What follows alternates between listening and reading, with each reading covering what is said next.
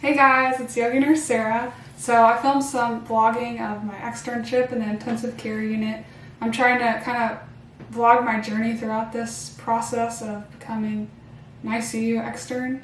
So maybe I can help others in the future. Explain in this video the things I went through and just what I'm dealing with right now in the intensive care unit, so stay tuned. Hey guys, it's YogiNurseSara. Today is going to be my first day in the Cardiothoracic ICU. So we're actually doing an orientation where they teach you all about the hospital, their values, their mission, and then we're supposed to have lunch there and then go on our floor and meet the preceptor and meet people on the floor. So I'm a little bit nervous, but it's going to be good. My preceptor said she might not be there, so I might have to hang out with my friend. She's in labor and delivery, and so I might hang out with her and her preceptor. We'll see. I actually have two friends doing this, one that works with me and then one that goes to my school. So I'm meeting my friend Emma at school right now. I'm waiting for her in here, and we're gonna drive there together, and we have to do an online orientation with our school, so we're gonna do that together and then we're gonna go. Got my stethoscope just so we can take a picture with it. I'm not gonna need it today. Got my mask, and I brought my friend one because I'm a good friend. What else do I have? I guess that's all I need. I don't know. We'll see. It's kind of bittersweet being back at school. My friend lives on campus, so I'm waiting for her at school. And I haven't been here in forever. It's so empty. There's finally parking spots. So weird. Probably we might do online classes because you can't have more than 50 people in a classroom, and our nursing class is like 80 something. So that kind of sucks. Like, we'll still go to clinicals, but we might have online classes. But that kind of takes away from the whole experience, like getting to know your professors. Like, it's not the same going on Zoom video camera as going to class. YogiNurseSara! It's my friend Emma. Hey! I said hey! she's a labor and delivery nurse. Not yet, but we're training to be. We're training to.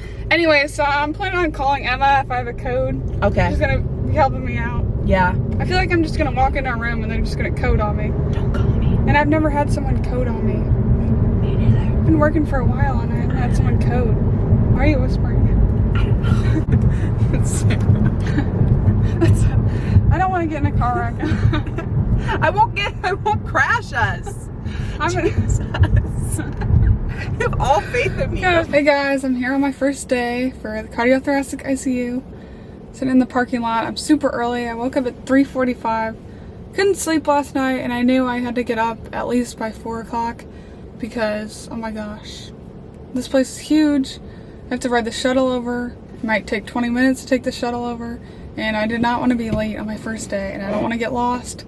So I'm not shy. I'm gonna ask anyone in the building if they'll show me where to go. I'm a little nervous and excited at the same time, but I think I'm gonna go there, go to the cafeteria, and then put in my headphones and listen to some ICU Advantage. Everyone should go subscribe to ICU Advantage. I watched some of their videos on the drips and stuff, so I might review those.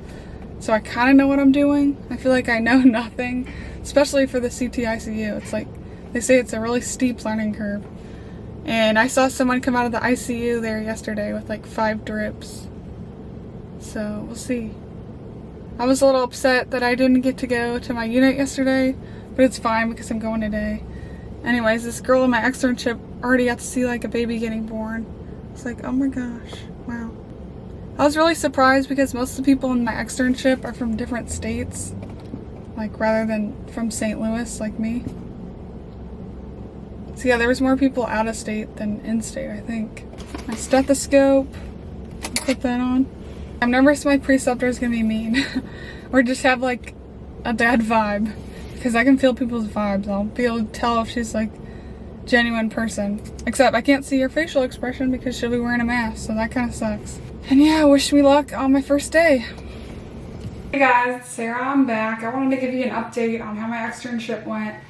I had 2 12-hour shifts, and now I'm off for the weekend, and I start again Monday. So I'll work Monday, Tuesday, Wednesday, 12-hour shifts. So I wanted to go over my experience, how it's been.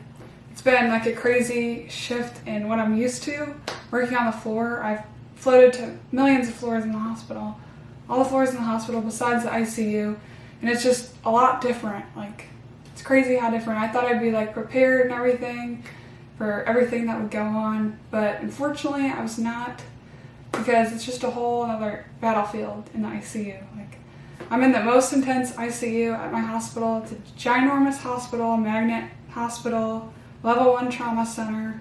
It's wild. So I'm in the cardiothoracic ICU. There's chests being opened at the bedside, ECMO devices, transplants, dialysis, vents. Everyone's intubated. Not everyone, but a lot of people are intubated. So it was something to get used to, having my patient intubated and not being able to have a full-on conversation with them like I'm used to, making my patients smile. So we've been taking care of one of the sickest patients on our unit right now. Fortunately, I can't tell anyone the details of anything as educational as it might be to do that. I can't do that, which sucks. But it was definitely a little rough, and it's going to take some getting used to. Hello everyone, I'm trying to keep my cool, just stay calm, not show too much personality at once, because I think it's good to go in open-minded, make people like you, but don't, overexert your personality, which I can do sometimes once I'm comfortable around everyone. Like when I started on the orthopedic unit, I was shy at first, and then I got everyone to love me and respect me. And that's something that comes with getting a new job, is getting people to respect you, which is the toughest part of getting a new job. It sucks. So basically, in talking about my experience, I've been trying to learn the advanced monitoring that goes on, the advanced devices they use, the ECMO machine, and it's just wild. It's just like information overload, because I haven't even done any skills, and I feel like so behind from nursing school, because nursing school does not prepare you for being an ICU nurse at all. It's crazy. I feel like it's not helped me one bit. I did do a lot of research, and I read some books about critical care, and it was amazing how much of that, it gave me a little knowledge. Like, I had a background of what does a vent do, the type of settings that it's.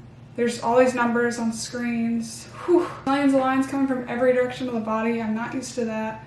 I'm so worried because if you mess up the ECMO tubes that go in through your chest, if they cut off, all the blood will just pop out, because in an ECMO machine, all the blood filters through, oxygenates it for your heart and lungs, because in a patient's case that's on ECMO, their heart and lungs isn't working properly. So the machine's doing all the work. It's basically what they call life support. It's pretty rough, and I've seen a lot of emotions in the ICU so far.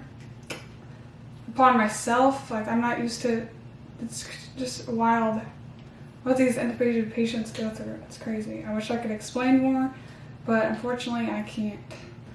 Anyways, I wanted to come on and talk about, it's not all fairies and butterflies when you go to the ICU like you think it's going to be. That's kind of the vision I had. I try not to have too much expectations, but I think it's hard for anyone to go into something without having any expectation of what it's going to be. It can be gruesome at times. Patients are near death, obviously, and you have families calling, wondering if their loved one's going to make it. It's the corona season, so the family can't even come in. It's rough. I realize I'm learning a lot being in the ICU, and I'm excited for what this is going to bring to me. I do really miss the nurses that I work with. My orthopedic floor, I feel so comfortable around them. I don't know. And in my vlog, I was upset that I didn't get to go to the unit on orientation day, but I understand why now. It's a wild part of the hospital. I'm going to try to vlog as much as I can, but I'm also in organic chemistry. I'm doing an independent study. I'm studying psychiatric things that occur after an intensive care unit stay or a hospital stay in general. I'm trying to decide if I want to make it ICU related or just in general hospitalization, creating mental illness in people, because as a result of their experience, when you're in the hospital, you have inflammatory mediators running everywhere, and then if you're in the hospital for months, it can be super draining and depressing. You don't get good sleep. If you're sedated, you're totally out of it. Whenever you're sedated for a long time and then you wake up, most likely you're going to be delirious. Because whenever you're sedated, it's not like a real sleep that you're getting. So when they wake up, they're kind of their head's messed up a little bit. They haven't had any sleep in a million years. That's kind of what it's like. But yeah, I want to do research on, what we can do as nurses to help people. Like, I feel like we don't educate about it enough. Mental illness is a huge problem. We can't just send patients home and then them develop mental illness. I've already seen mental illness present itself in ICU patients in just my first 2 days, and it makes me sad, not gonna lie. But I hope there's something that can happen in the future where it can bring more attention to people. Like, that these patients are gonna go home and they might be depressed, they might be anxious, they might have PTSD. That's a thing from being in ICU, PTSD. Like, it's wild being in ICU. If you were in the ICU near death, you can guarantee you'd be freaked out. So that's kind of what I want to research. Anyways, that's all I have for today. I have some more videos coming out. I'm trying my best to push content out that's good quality. Yeah, thank you for watching, and make sure you stay tuned to next week's video because it's going to be a good one.